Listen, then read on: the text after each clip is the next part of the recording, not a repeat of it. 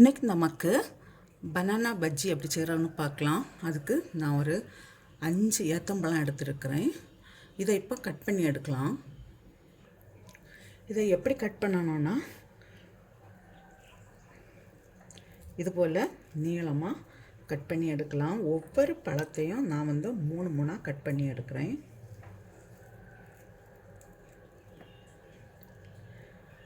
இதே போல் எல்லாம் கட் பண்ணிவிட்டு பார்க்கலாம். இது இப்போ இருக்கட்டும். இதுக்கு ஒரு பேட்டர் தயார் பண்ணலாம். அதுக்கு 1 கப்பு மைதா எடுத்துருக்கிறேன். இது அரிசி மாவு 2 ஸ்பூன் போடுறேன்.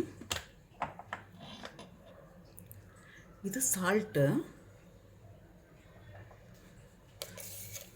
Sugar 2 spoon.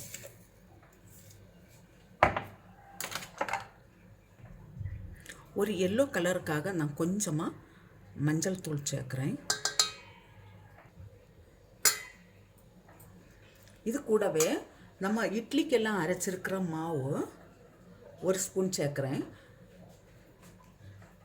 இப்போ இது நம்மகிட்ட ஆப்பத்துக்குள்ள மாவு இருக்குன்னா அது சேர்த்துக்கலாம். அப்போ அரிசி மாவு போட வேண்டாம்.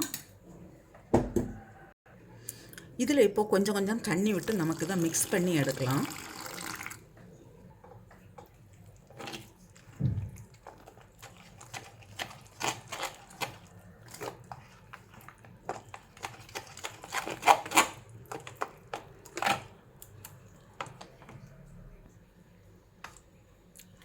இந்த பதத்துக்கு மிக்ஸ் பண்ணி வச்சுக்கோங்க.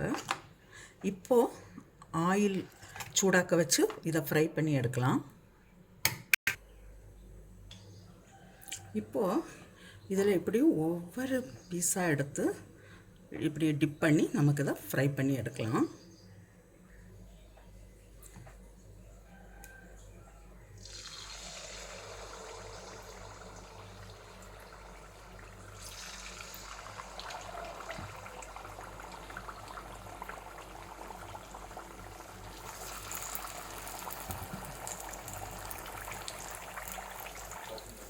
இதை இப்போ மறைச்சி போடலாம். 2 சைடும் நல்லா ஃப்ரை ஆன பிறகு எடுக்கலாம். இது ஃப்ரை ஆகியாச்சு. இப்போ நான் இதை எடுக்கிறேன். இதே போல் மீதி இருக்கிறதையும் ஃப்ரை பண்ணி எடுக்கலாம்.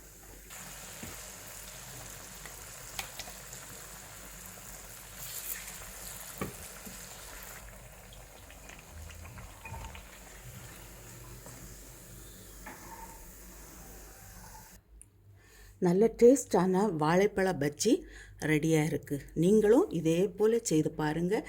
செய்து பார்த்து உங்களுடைய கருத்துக்களை தெரிவிங்க. உங்களுக்கு இந்த சமையல் பிடிச்சிருக்குன்னா சப்ஸ்கிரைப் பண்ணுங்கள்.